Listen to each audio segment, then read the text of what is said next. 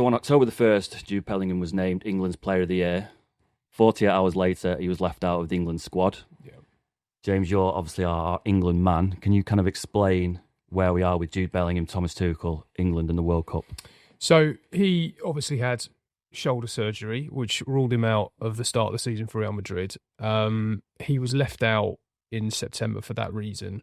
But everybody thought he was going to come back for the October squad because he had returned to playing for Real Madrid, but he had not completed 90 minutes. I think he played 4 times, started once for Real. But Thomas Tuchel, someone who's repeatedly stressed, I don't have a lot of time with the players. There's only a handful of camps. He's sort of talking in days that he has to work with this group before trying to win the World Cup next summer. So you'd think someone as integral, or apparently integral, as Jude Bellingham would be welcomed with open arms as soon as he was able to walk again.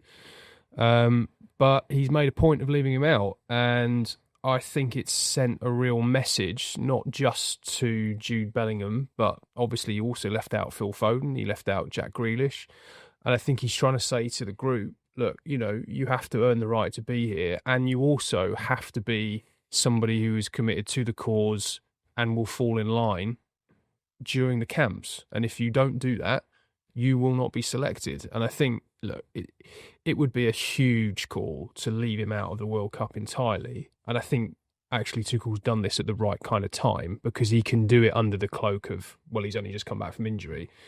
But also privately, he can get the message across that I think he wants to get across, and still give Jude Bellingham plenty of time to, regain his form, regain his fitness, and be part of the squad next summer. So, is this a football decision, or is there more to it? Because we've all heard the noises around Bellingham in the squad, Bellingham's dad.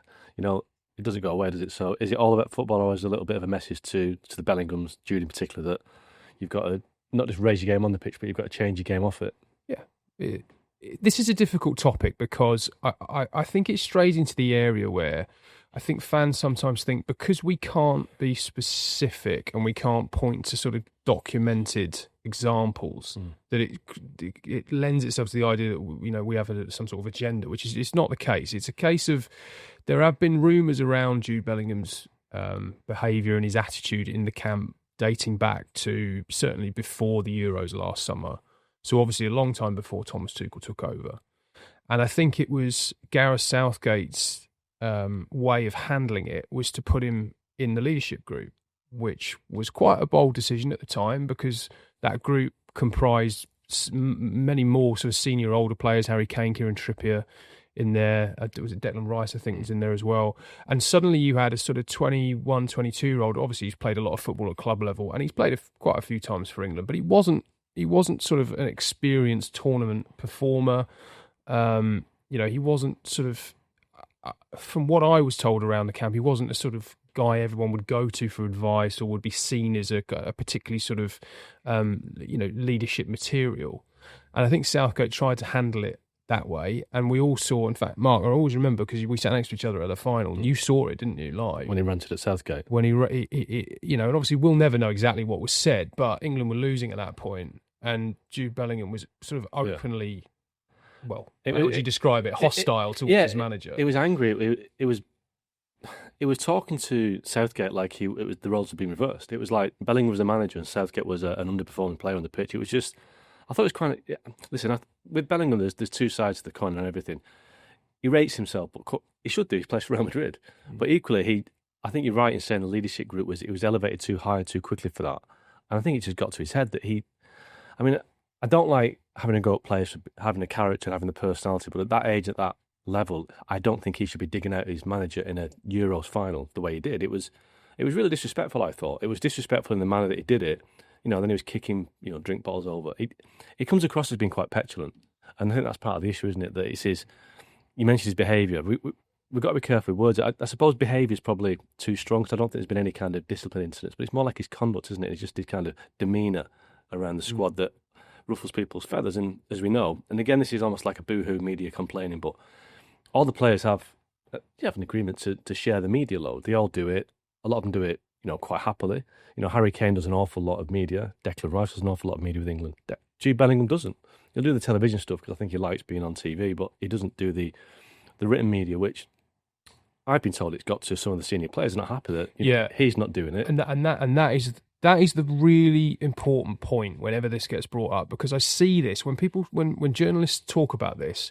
I see a lot of fans react to say, "Oh, well, you're just giving Jude Bellingham stick because he doesn't talk to you." That is not what this is.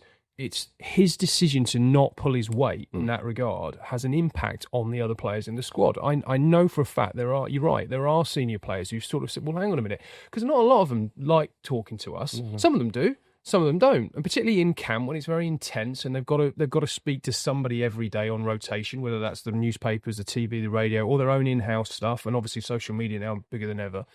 There's obligations on all of them, whether they're playing, whether they're not. And when you've got a player who purports to be one of the main men, he holds himself up to that regard. And when he doesn't take his share of the load, there are other players in the squad who go, well, hang on a minute, why is it one rule for him and one? And then he comes out and says he's a scapegoat after the tournament. There's these little things I'll add up on. This is what I'm asking about Tuchel. I think it's just a gradual accumulation of all these little things. It's just, right, this has got to stop now. You are injured. It's a good time to do it, like you say.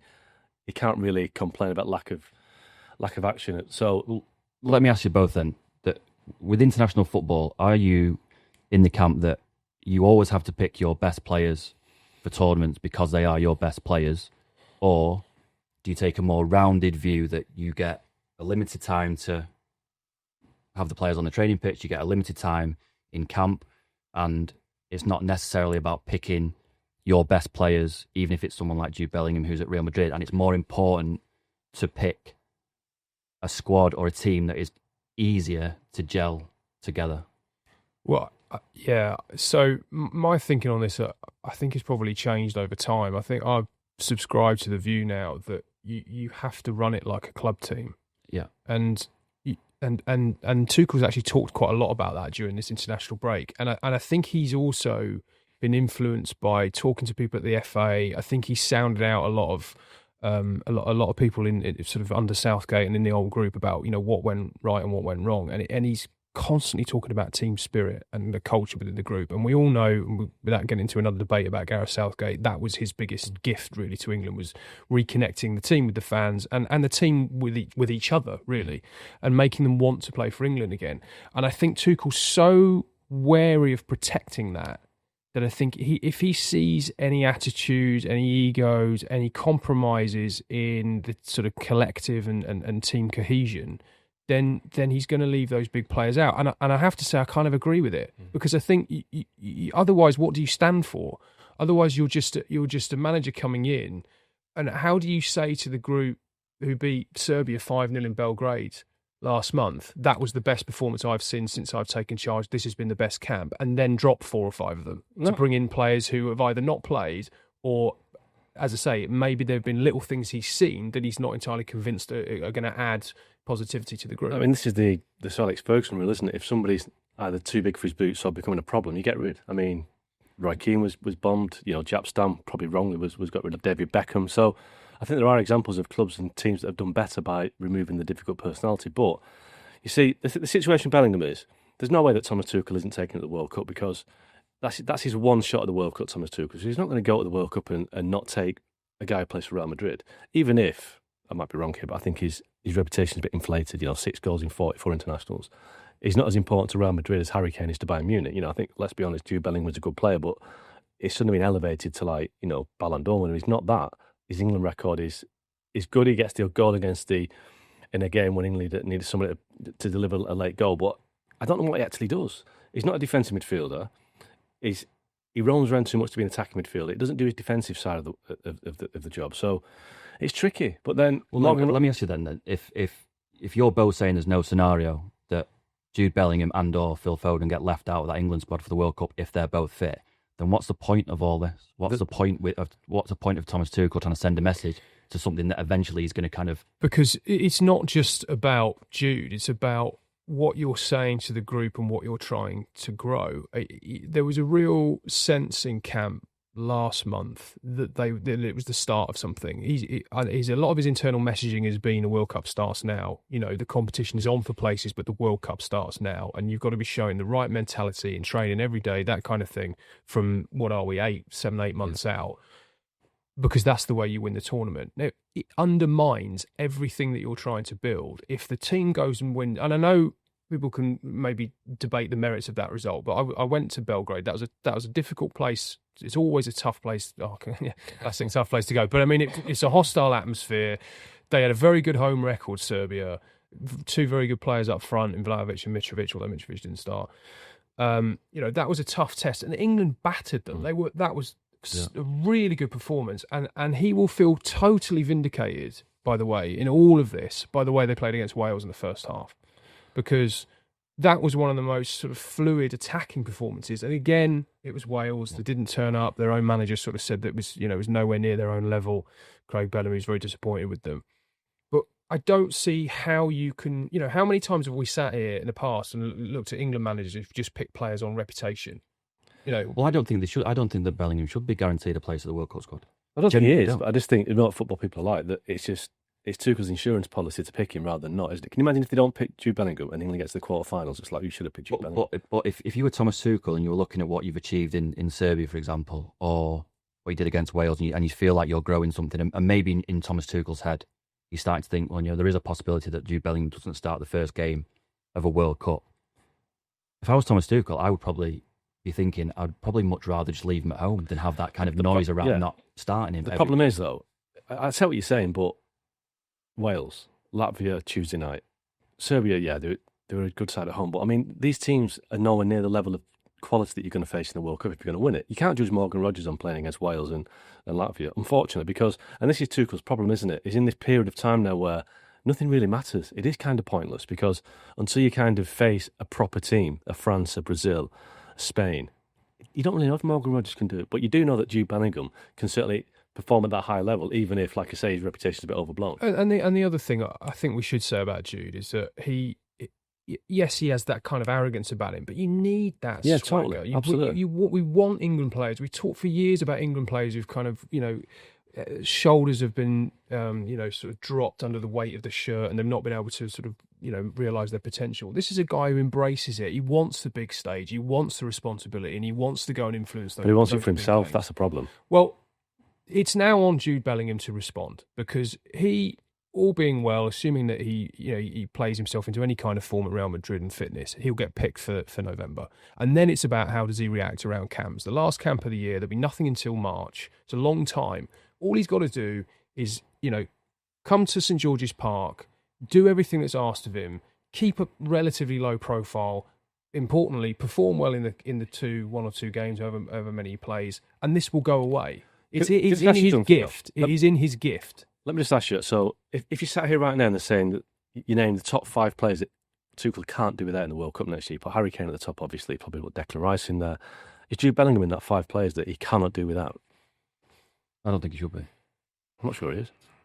Because the conversation on the eve of the first game, if everyone's fit, is going to be how does Thomas Tuchel get Kane, Saka, Cole Palmer, Phil Foden and Jude Bellingham in the same team, and then one of them inevitably will be left out.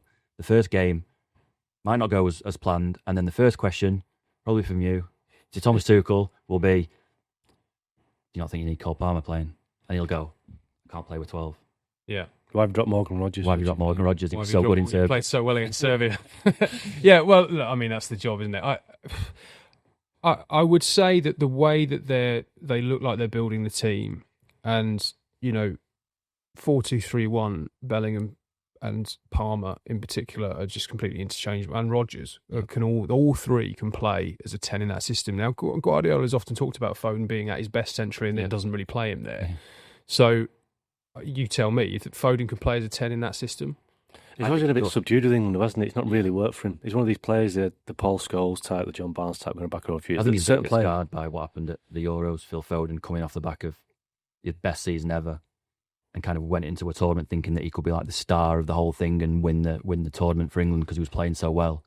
He's not playing every week for City either, is he? I mean, that's not, but he was ahead of Euros, and suddenly at the Euros he became, instead of being the solution to everything, became the problem, didn't he? At some point, he's in a better team with a better coach at City as well. Everything works around him, doesn't it? And I think that's the thing with Foden. That I don't know, he's just not really quite hit it off with England, has he?